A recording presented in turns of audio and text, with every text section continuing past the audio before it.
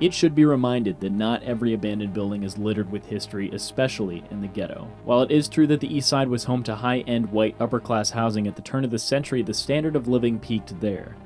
Any one of the numerous abandoned apartments and storefronts in East Cleveland could have suffered from drug-related gang activity, homicide, burglary, arson, you name it, it probably happened. But trying to piece together and catalog each event in each individual residence seems incredibly futile, and sadly nobody really cares. History repeats itself, and it seemingly always will.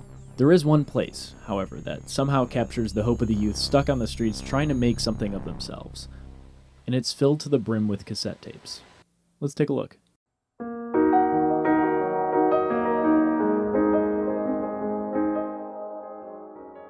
Our story starts with the man Kermit Henderson. He grew up in East Cleveland in the 1960s and went to Shaw High School, where he did very well and was admitted to Case Western Reserve University.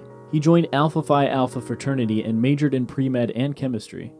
During this time, he developed a passionate love for music and would DJ local parties and weddings on the weekends. He graduated with a 3.52 GPA. After graduating, he met Jimmy Scorpio Stevens, music director at WABQ 1460 AM out of Paynesville. Kermit then met James Wright, the owner of Fillmore East Record Store on Lee Road. Wright recognized Kermit's potential as a DJ and producer, and they became business partners shortly after. In 1978, Kermit opened his own store in East Cleveland, Doll's Rapid Creations. Kermit's biggest break came around 1992. Kermit was working with K-Chill, a local rapper, when he called up his cousin who was playing a benefit for Kermit's deceased brother in the Shaw High School gymnasium. Kermit wasn't impressed by his performance, but they began to work together nonetheless. This launched Stephen House's solo career. Stephen's brothers and cousins had recently formed a group on the streets of the Glenville ghetto called the Band-Aid Boys.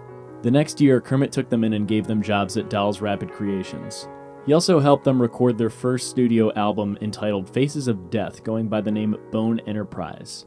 Within the next year, the group hopped on a Greyhound to LA to find Eazy-E in hopes he would sign them. They spent 3 months in the streets of LA, only to find out that Eazy was headed up to Cleveland for a show. They met up with him in his dressing room, and he immediately struck up a deal. The group chose the name Bone Thugs and Harmony, consisting of Crazy Bone, Lazy Bone, Busy Bone, and Wishbone. Their debut album, Creepin' on a Come Up, in 1994 made it to number 12 on the Billboard Top 200 albums and number 2 on the Top R&B Hip-Hop Albums chart. Their 1995 release, E99 Eternal, included The Crossroads, which won a Grammy in 1997. MTV called them the most melodic hip-hop group of all time. They went on to release 8 more albums, the latest being New Ways, which came out in 2017. Today, Kermit resides in Atlanta, working for ECMD International Music and Film Distribution. His store in East Cleveland still stands today, having been turned into a full-fledged Bone Thugs museum. No, it hasn't. Unfortunately, it is located on the Worst Block in Northeast Ohio, surrounded by abandoned businesses and apartments.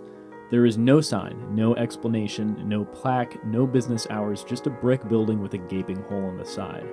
I've reached out to Kermit several times to try to find out how all of this went down, but I can only imagine it went down similar to every other business on the block. There is a deeper meaning behind all of this, however. The fact that the one place that pulled the kids off the street in 1992 and turned them into something profound now sits forever abandoned could possibly be a grim reminder that no matter how hard you try, you can never truly escape the place from which you came. And as always, keep exploring.